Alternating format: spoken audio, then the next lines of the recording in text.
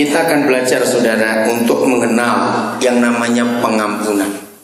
Saya percaya buat kita semua tidak asing mendengar kata mengampuni karena itu perintah Tuhan. Tapi pernahkah secara jujur kita itu melakukan dalam hidup ini dengan tulus? Karena satu-satunya usaha iblis untuk menjauhkan kita dari Bapa di surga itu bukan dengan perzinahan, bukan dengan pencurian, tidak. Satu-satunya usaha iblis yang pertama untuk menjauhkan kita dari Bapa kita adalah tidak mau mengampuni. Maka itu jangan saudara anggap enteng, aku tidak berzina, aku tidak mencuri, tidak merampok. Tapi kalau kita tidak mau mengampuni, itu membuat kita terpisah dari Tuhan. Mari kita lihat ayat yang pertama ini, Ibrani pasal yang keempat, yang ke-12 ayat yang ke-14. Ibrani 12 ayat yang ke-14. Nah, karena setan tahu satu-satunya hal yang membuat kita tidak bisa memandang Tuhan, bukan cuma bertemu dulu ya, tapi memandang dulu. Itu adalah hal ini. Ya. Nah, ini ada terjemahan yang salah dalam bahasa Indonesia ini. Maka itu kita seringkali nggak pernah memperhatikan karena nggak nyambung terjemahannya. Begini, berusahalah hidup damai dengan semua orang dan kejarlah perdamaian, bukan kekudusan. Nah, karena ditulis kekudusan, maka kita tidak pernah nyambung ini. Sebab tanpa perdamaian, tanpa hidup damai dengan semua orang, perhatikan baik-baik, tidak seorang pun akan melihat Bapa. Nah, karena ditulis kekudusan, ya kita nggak nyambung. Ya aku sih hidup kudus sekarang.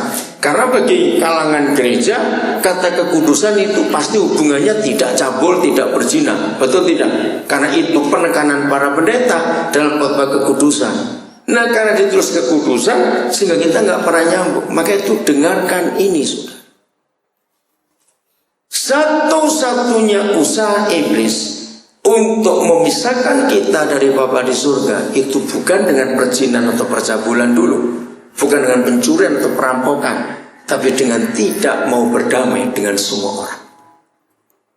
Kita pasti nggak bisa lihat Bapa kita. Nah, sekarang bayangkan kalau nggak bisa lihat, bisa ketemu nggak? Jawab, bisa ketemu tidak? Tidak. Nah, mereka berhasil. Maka itu inti dari pelajaran Tuhan Yesus yang kita selama ini dengar dan kita baca di 4 Injil itu. Mengampuni, mengampuni, selalu begitu. Nah, sampaikan kepada saudara kita yang lain supaya mereka itu belajar. Apa yang kita perlu sampaikan? Berapa banyak kita mendengar orang-orang Kristen minta doa pendeta, minta doa temannya, titip doa, bukan untuk sembuh, tapi tolong supaya aku bisa mengampuni orang itu. Saudara, tidak akan Tuhan jawab kalau doa minta Tuhan menolong untuk bisa mengampuni. Kenapa? Kenapa Tuhan gak mau jawab doa itu? Yang lain dia bisa dengarkan, tapi yang satu doa minta supaya Roh Kudus atau Tuhan menolong orang Kristen itu bisa mengampuni orang lain. Kira-kira kenapa Tuhan tidak mau dengar doa itu? Ayo, lihat ayatnya di situ. Ya, kenapa Tuhan gak mau dengar doa yang satu ini? Lihat ayat 14 ini, saudara perhatikan. Ada kata kunci di situ. Mana? Percaya perdamaian, bukan di ayat ini. Ada satu kata kunci. Iya, berusahalah untuk hidup damai dengan semua orang. Nah, kata berusahalah itu tergantung kita atau tergantung Tuhan atau tergantung orang lain? Tergantung kita. Maka itu ini gak bisa didoakan.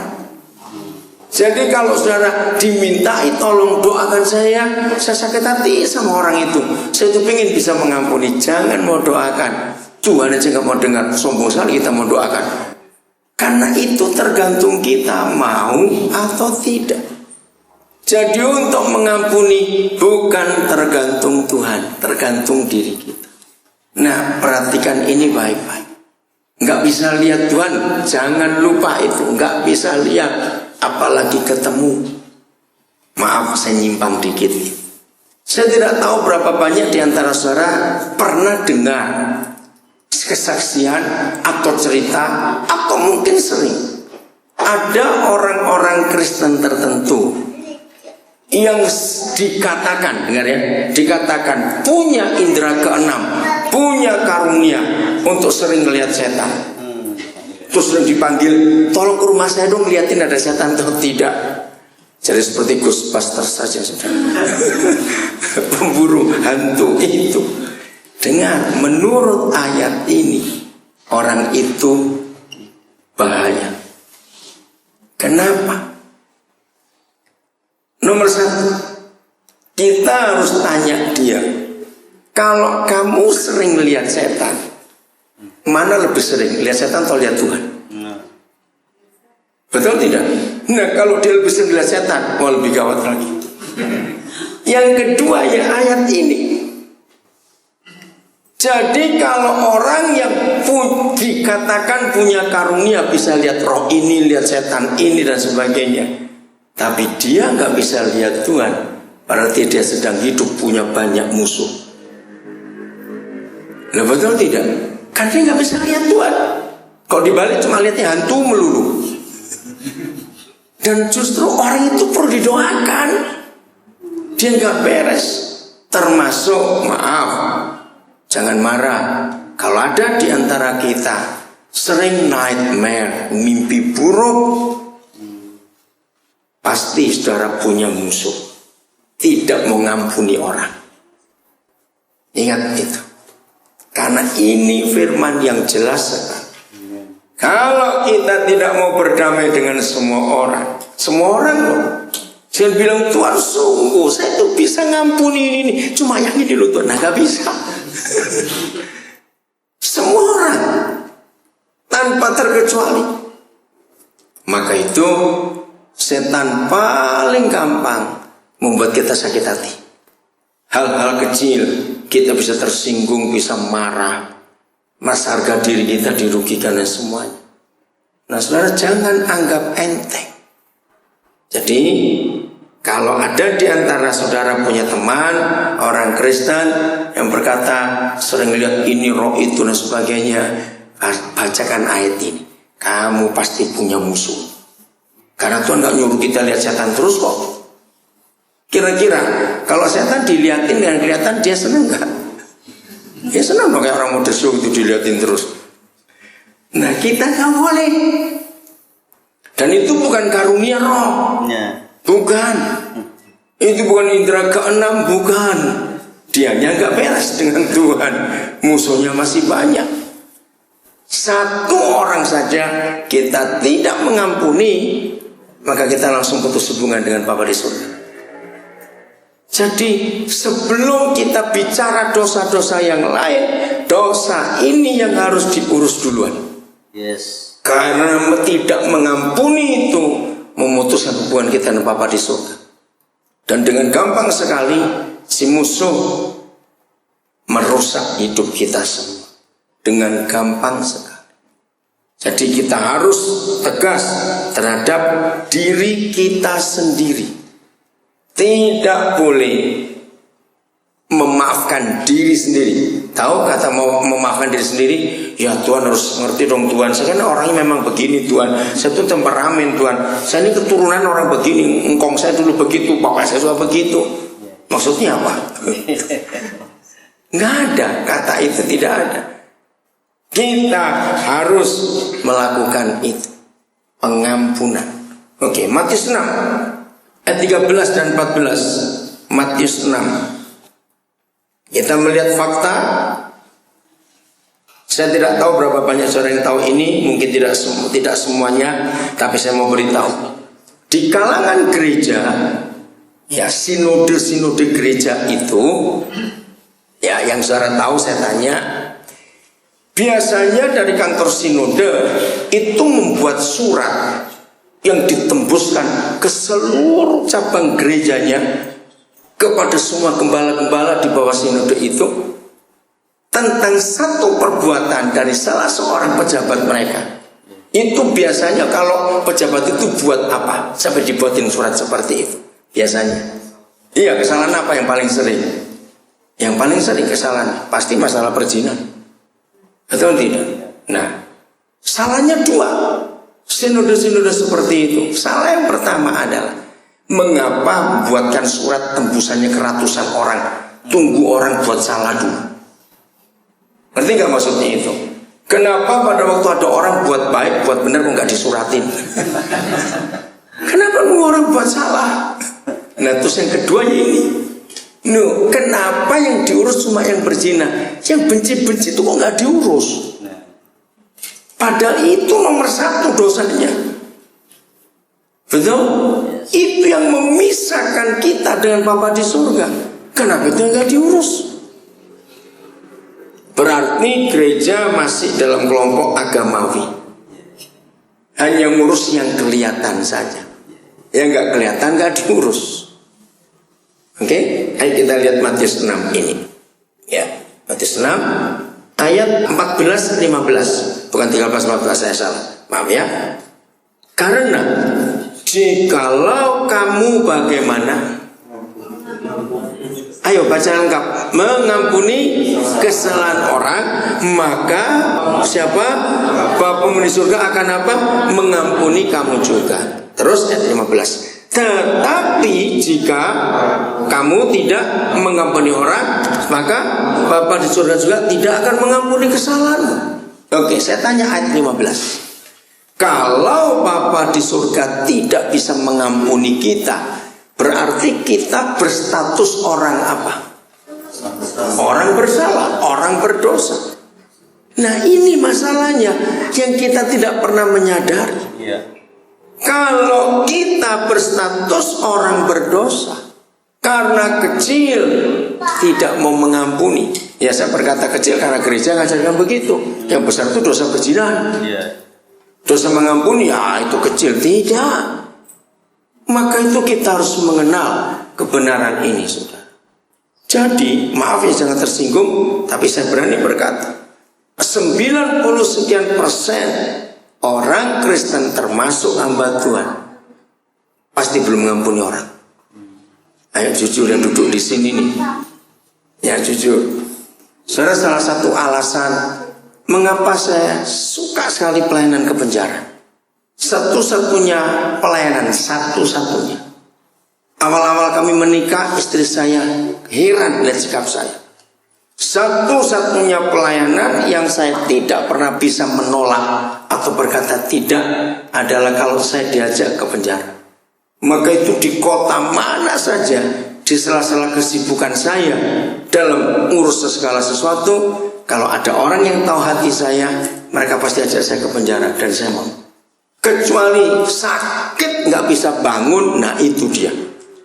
Kalau sudah malarianya datang sampai diinfus, nah itu baru saya nggak bisa ke penjara. Saya berani membatalkan pelayanan yang lain yang saya tahu saya bisa ke sana lagi. Kalau ada pelayanan penjara yang mendadak minta saya. Kenapa? Karena alasan ini. Alasannya begini, dengarkan. Orang masuk penjara rata-rata karena 3 hal. Rata-rata umumnya. Ya, narkoba saya belum masukkan. 1, karena pembunuhan, itu yang paling banyak. Betul? 2, karena perzinahan. Ya. Nah, karena perzinahan dan macam. Yang ketiga, pencurian, perampokan. Nah, ini yang paling besar.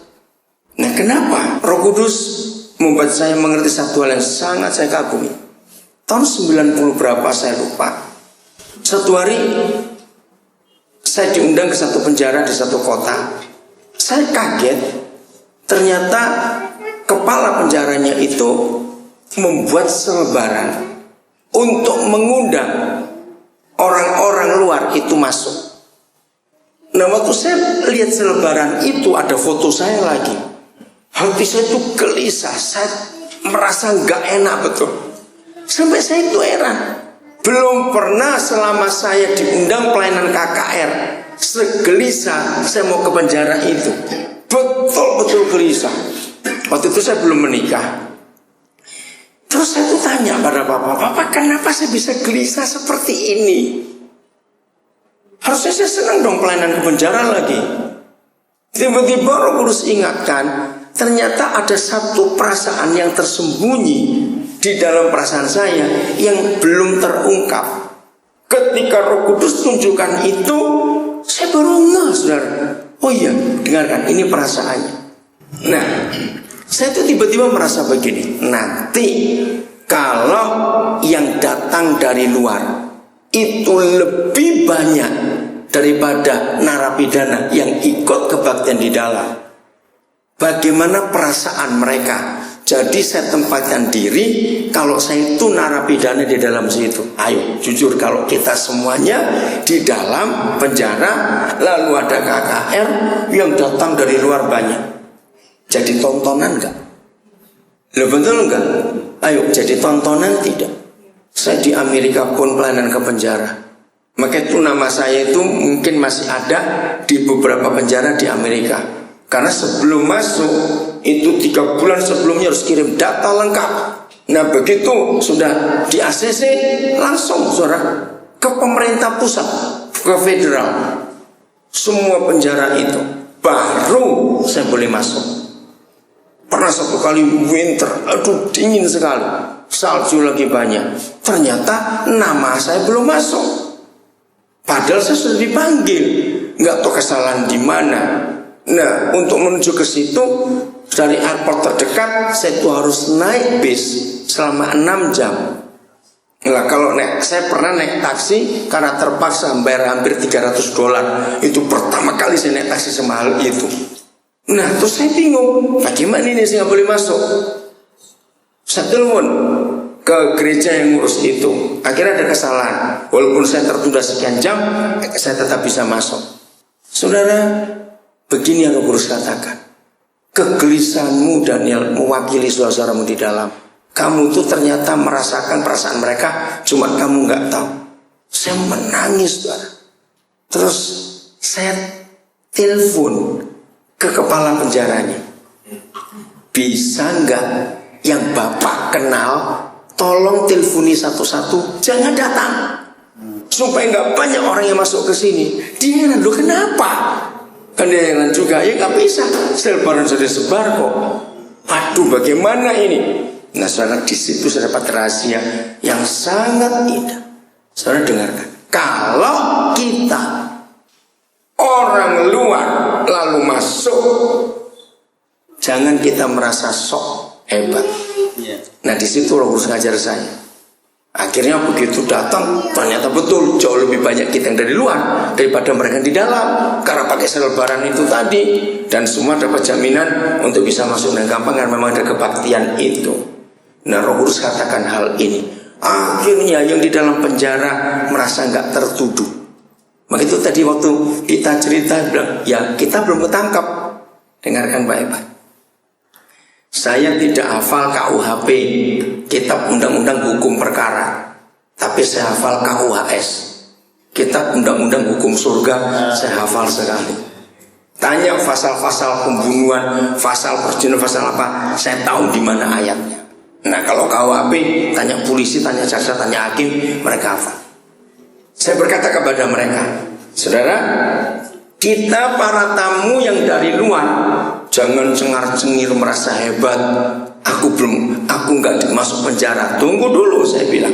Hari ini saya akan ungkapkan dulu sebelum saya mengajar, bagaimana kalau Yesus datang hari ini, kemungkinan besar saudara yang di dalam tempat ini akan lebih dulu jumpa Tuhan daripada kita yang di luar.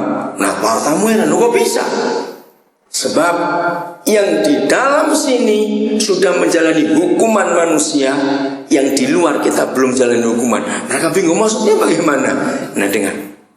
Di dalam KUHP pasal perzinahan itu macam-macam, termasuk pasal pembunuhan juga.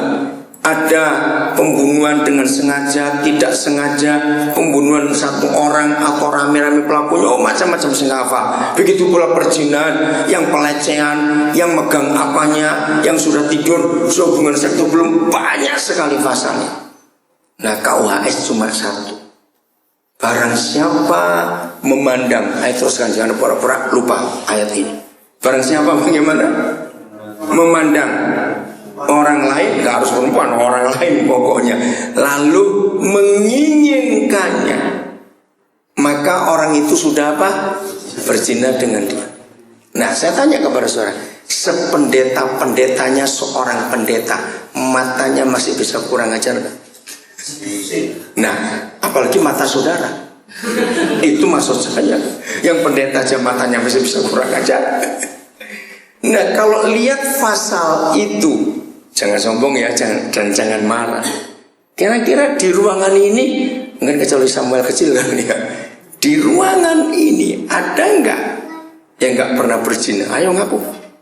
Loh, saya tanya kok, nggak usah malu-malu. Ada tidak nggak pernah berzina dengan pasal itu di antara kita? Ayo, setua-tuanya kita juga, maaf. Loh, saya tanya ini loh, jangan. Ada nggak yang nggak pernah berzina di antara kita? Ayo. Loh, saya tanya ini. Sombong sekali. Iya itu ngaku. Saudara, maka itu saya bilang pada mereka hari itu, kita ini belum ketangkap. Hukuman manusia saja kita belum jalani. Mereka itu sudah. Lihat KUHS pasal pembunuhan 1 Yohanes 3 ayat 15. Barang siapa membenci saudaranya, dia adalah seorang pembunuh manusia. Ayo jujur, sebaik-baiknya kita. Mungkin ada yang berani ngomong, oh, opa omaku itu orang baik, papa mamaku juga orang baik. Oke lah, sebaik-baiknya garis keturunan kita, jujur. Apakah selama hidup kita nggak pernah benci orang? Saya tanya kok, jawab tuh saudara. Ayo. Sebaik-baiknya keturunan keluarga kita, apakah selama hidup kita nggak pernah benci orang? Semua kita pernah. Berarti kita mantan pembunuh. Mungkin juga masih jadi pembunuh sampai hari ini. Tidak ada orang yang tahu.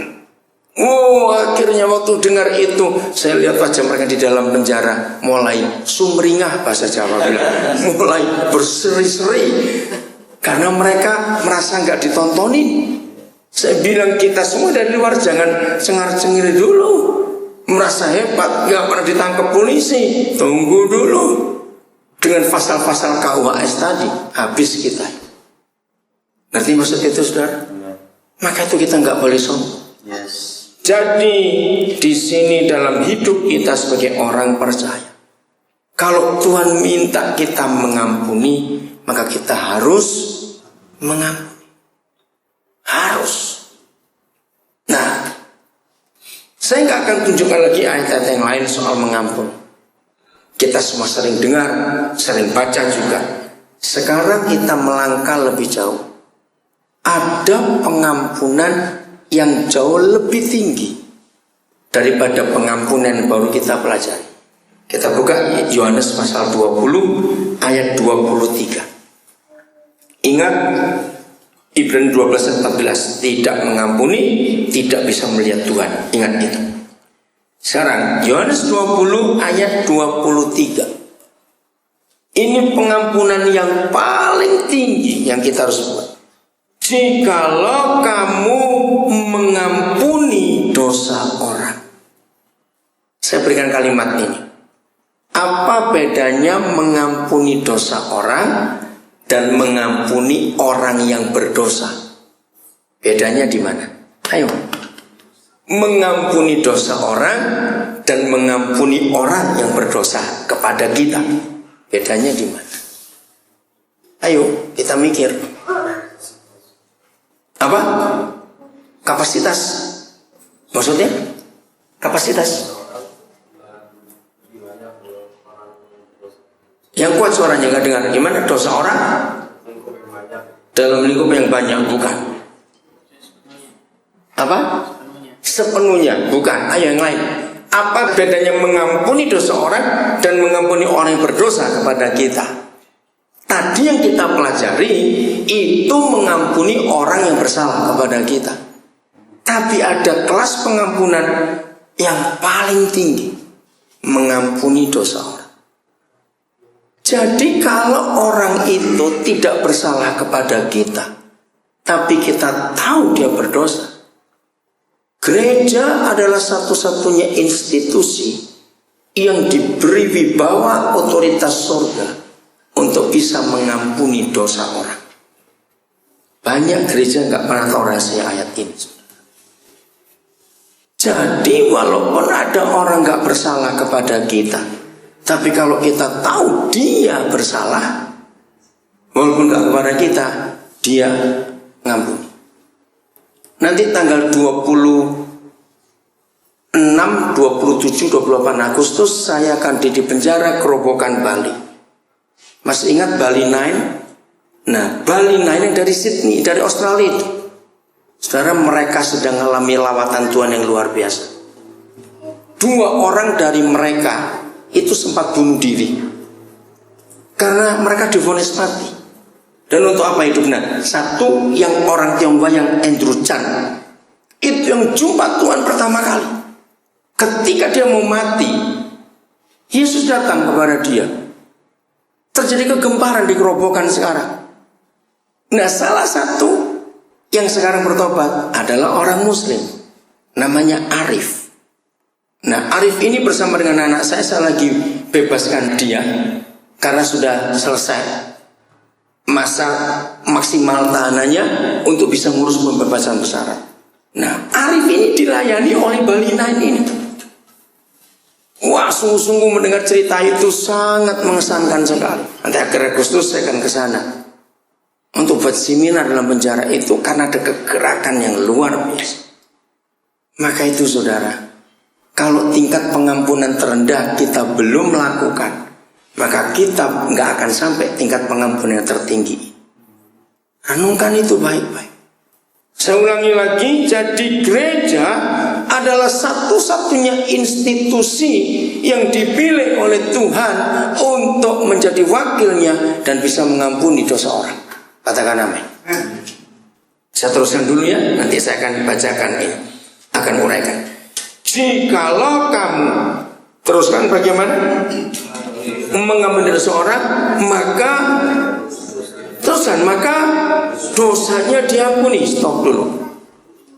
Ini sungguh luar biasa, sangat ajaib. Apa yang Tuhan minta kita kerjakan dalam hidup ini, supaya dunia itu mengalami kesembuhan. Katakan amin. Lewat kita, anak-anak Tuhan. Karena dengan kesembuhan itu, maka dunia akan mengalami pemulihan yang luar biasa. Jadi ini yang Tuhan minta. Siap gak? Saya teruskan atau kita selesai? Karena kalau saudara tidak mau melakukan, untuk apa saya ngajar? Ayo, serius. Bukan berarti jual mahal, tidak. Yang mahal ini firman Tuhan ini. Jangan diremehkan, karena banyak orang hanya dengar khotbah tapi tidak mau melakukan. Betul tidak? Kita cuma senang dengar. Ayo jujur, mau terus atau berhenti? Daripada saya nggak melakukan, sia-sia firman ini diajarkan. Loh, jangan tersinggung pertanyaan ini ya. Mau terus atau berhenti? Terus ya, resikonya tahu? Yesus berkata, barang siapa tahu akan dituntut. Loh, jangan saya nggak nakut-nakuti. Tapi ini kebenaran, betul? Barang siapa yang tahu akan dituntut. Siap dituntut? Siap. Wih, luar biasa. Tuhan senang melihat kita berkata siap semuanya. Harus. Karena tidak ada cara lain. Amin. Saudara, bukan artinya gini. Bukan saya tipe apa ya? Pendeta gaul seperti anak-anak muda, sering ganti status. Tapi status saya itu statusnya dari Roh Kudus belum. Betul. Yang akhir-akhir ini, aduh, status sejak saya pasang itu yang tanya banyak sekali. Statusnya saya tulis begini: ampunilah seseorang sebelum dia buat salah kepada kita. Orang bingung, loh kok bisa? Orang belum buat salah kok diampuni dulu? Bagaimana ceritanya? Gara-gara itu firman Tuhan disebarkan betul. Serius. Karena ayat ini. Jadi walaupun ada orang yang tidak ada urusan dengan kita, tapi kita tahu dia orang berdosa, maka kita harus mengampuni. Kemarin di Nusa Kambangan saya dapat 3 anak. Karena April yang lalu itu saya ke sana. Nah, ada seorang narapidana itu tulis surat kepada saya. Ya. Nah, tolong teleponkan ayah saya. Hari ini ulang tahun dia. Dan dia itu lagi sakit. Tolong Pak, supaya Tuhan menyembuhkan dia, dan saya ingin ketemu bapak saya. Terus saya tanya, lah kamu bebasnya kapan? Kira-kira 2 tahun lagi, oke. Nah saya telepon, saya ingat betul itu tanggal 17 April, saya keluar dari Nusa Kambangan, dan saya sempat lupa, istri saya mengingatkan, kamu belum telepon. Oh ya, saya telepon itu nggak bisa-bisa. Sampai saya berangkat ke Eropa, ke Israel, saya pulang awal Mei. Saya telepon, masih tidak bisa. Sebulan ke Nabire, istri saya mengingatkan, kamu belum telepon. Oh iya. Akhirnya kira-kira tanggal 5 atau 6 Mei, saya ada di Kalimantan Timur. Saya baru bisa nyambung. Terus saya tanya, apa betul ini nomor telepon bapak ini? Oh iya betul. Tapi baru selesai pemakaman kami. Hah? Dia meninggal, itu hari Rabu saya telepon, Seninnya meninggal. Wih, saya terpukul sekali. Lalu saya bicara dengan siapa? Ini orang enak aja ngomong, istri keduanya. Oh begitu Bu. Oke, jadi sakitnya, aduh saya ini dapat, saya bacakan surat anak itu. Enteng sekali, wah terlambat dia. Bapaknya meninggal Senin kemarin. Ini tadi ibunya baru pulang kembali ke Jakarta, di Gorontalo meninggal. Bisa nggak saya dapat nomor telepon ibunya? Waduh, saya nggak tahu. Jadi istri pertamanya itu, saudara, langsung saya telepon ke Cilacap, ke Pendeta Samuel di Cilacap. Tolong sampaikan ke narapidana ini di LP ini, bapaknya sudah meninggal. Saya nggak bisa telepon ke sana. Nah kemarin ternyata tim kami tidak ke LP itu. Akhirnya saya minta di hari kedua, tolong bawa saya dulu ke LP itu, karena kita nggak ada jatah. Saya mau ketemu anak ini. Saudara, ketemu, saya sampaikan, dia menangis, saya peluk dia. Anggap saya melahirkan bapakmu. Nah bersama dia ada 1 anak yang ikut. Saudara, ternyata Tuhan jamah dia juga. Nah saya bilang, ini nomor telepon saya, kapan aja kalian perlu hubungi, untuk apa saja. Nah itu yang saya lakukan, ampuni dosa orang. Saya ini kalau pelayanan ke penjara, itu nggak cuma sekedar khotbah, tidak. Apalagi bulan-bulan begini. Di banyak penjara di Indonesia, saya cukup banyak menyekolahkan anak-anak mereka. Saya bilang kepada anak-anak mereka, kalau bapakmu salah, kamu nggak harus ikut salah. Sekolah dengan baik dan miliki cita-cita yang setinggi mungkin. Itu yang saya kerjakan untuk mereka. Itu cara saya mengampuni dosa orang, supaya dosanya diampuni. Lega. Salah seorang yang lulusan Nusa Kambangan, tadi saya baru dapat berita, dia sekarang sudah kerja di kapal pesiar, dia di Costa Rica. Woi, keren, saya bilang.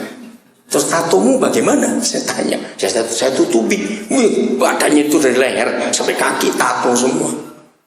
Orang nggak ngeri tuh kamu kerja di situ. Saudara, nggak ada yang mau terima dia. Saya sempat ikutkan dia training untuk pelatihan bagus. Dia memang sebelumnya sudah punya kemampuan bahasa Inggris yang cukup baik. Nah, jadi begitu melamar langsung diterima. Hebat sekali. Nah, ampuni dosa orang, karena Tuhan sudah mengampuni kita. Oke, kita tinggalkan dulu Yohanes 20. Kita buka 2 Korintus pasal 5. Nah, ayat ini yang memberi saya kemampuan untuk bisa mengajarkan, ampunilah orang-orang sebelum orang itu buat salah kepada saudara. Karena ayat ini, coba lihat 2 Korintus 5 ayat 18. Salah seorang silakan baca. Ayo. 2 Korintus 5 ayat 18. Ya. Dan semuanya ini dari Allah, yang dengan perantaraan Kristus telah mendamaikan kita dengan dirinya, dan yang telah mempercayakan pelayanan pendamaian itu kepada kami. Ya. Perhatikan pelan-pelan. Saya beri pertanyaan kepada saudara di kali bagian pertama.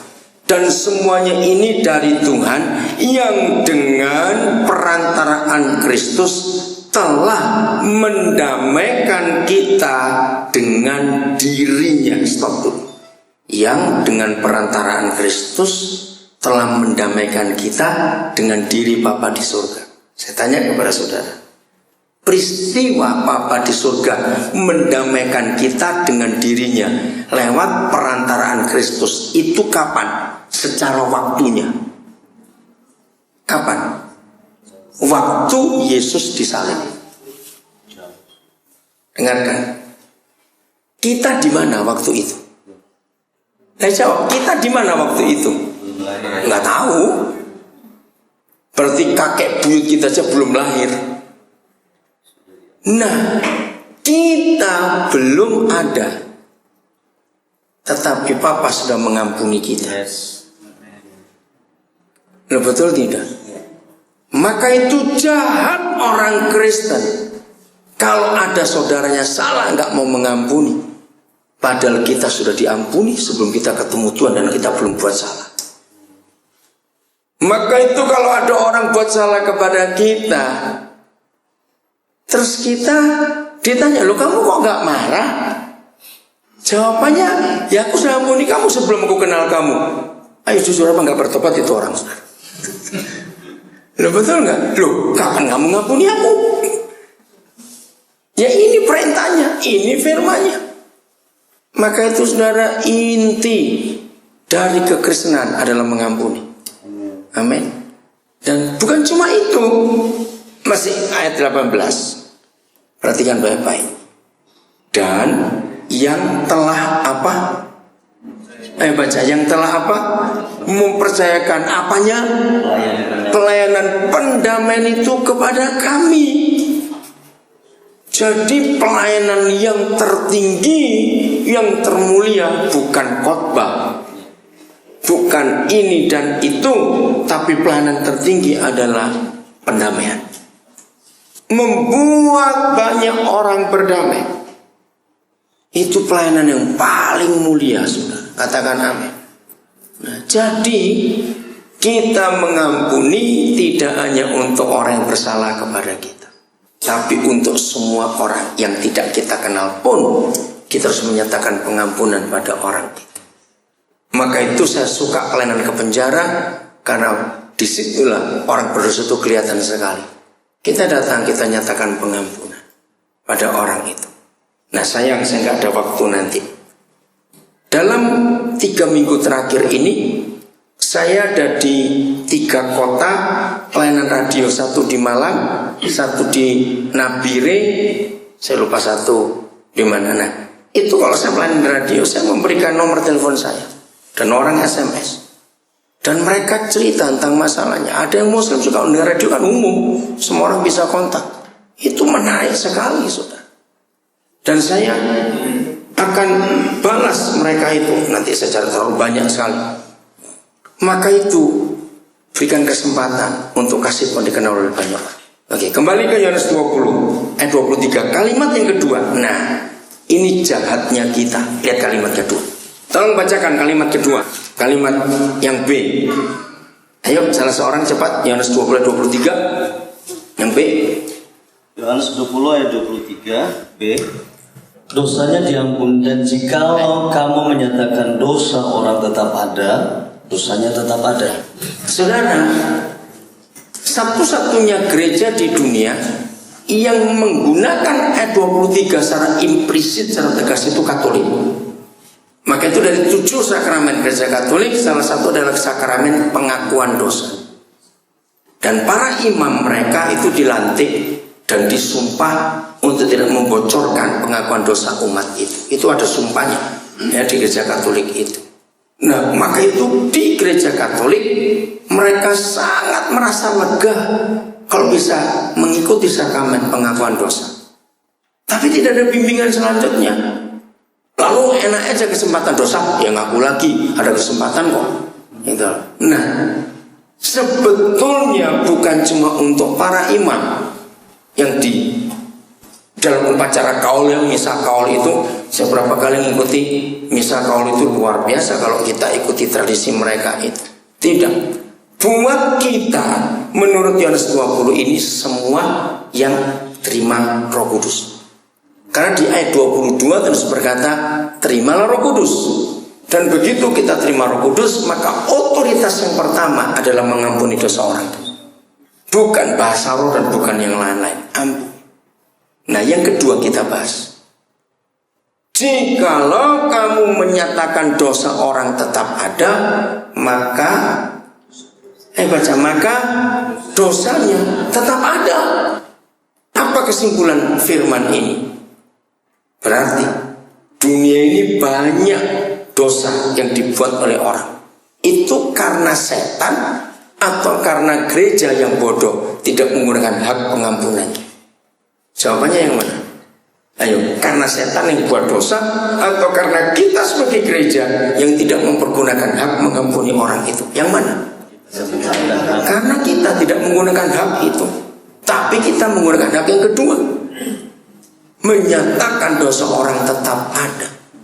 Jadi kalau ada orang datang kepada kita, walaupun kita nggak kenal, dan mereka cerita tentang dosanya, serba hak untuk melayani, lalu mendoakan, lalu sampaikan, dosamu diampuni. Karena kamu sudah ngaku. Di mana kuasa pengampunannya? 1 Yohanes 1:9. Jikalau kamu mengaku segala dosamu, maka Tuhan itu setia dan adil. Maka dia mengampuni dan menghapuskan semua dosa itu. Jadi kalau ada orang datang kepada kita dan cerita tentang dosanya, kita berhak mendoakan. Karena dia sudah mengaku, dia sudah terbuka. Dan kita akan layani orang itu, kita akan bimbing orang itu di dalam kebenaran. Nah saudara, satu-satunya hal yang membuat gereja tidak mau melakukan otoritas terbesar di dalam dunia ini yang Yesus berikan kepada gereja cuma satu. Ketika kita berkata aku sibuk, awas, ayo jujur.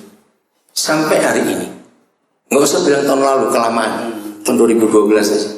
Dari 1 Januari sampai sekarang Juli, berapa orang yang pernah datang kepada saudara atau saudara cari orang itu atau ketemu dengan cara Tuhan dan kita bisa mengaku? Untuk kita melayani orang itu, jangan berkata sibuk, jangan. Tadi pagi jam 5:04 saya sudah berangkat dari Greenfield untuk ke Serpong, saya naik taksi. Nah, terus ternyata dia mulai pembukaan dulu. Saya nggak sempat ngomong dulu dengan dia, tapi saya lihat namanya karena dari Nabire ada telepon masuk. Nah, terus supir taksinya tanya, Pak, kok pagi-pagi mau kemana? Terus saya cerita, saya pendeta. Oh, Pak pendeta. Nah, akhirnya dia cerita soal Islam itu. Bapak tahu nggak? Di daerah Gajah Mada di kota sana itu ada masjid, Pak. Wah, saya pernah tersinggung. Ya saya sebut satu kelompok begitu. Enggak, saya nggak tahu. Masa Pak, saya itu kan mau sholat. Saya masuk saja. Ternyata begitu saya lewat, terus bekas kaki saya itu dipel, Pak. Ya saya marah.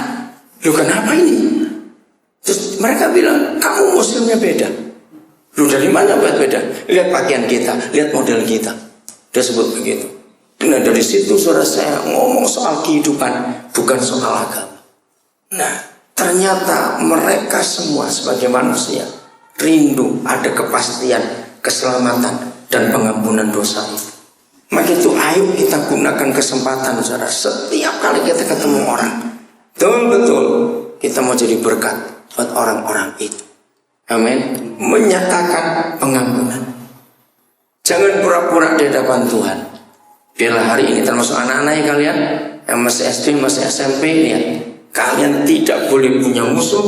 Teman-teman sejat apapun kalian harus mengampuni. Ingat, kalau kita tidak mengampuni, kita nggak akan bisa lihat Tuhan.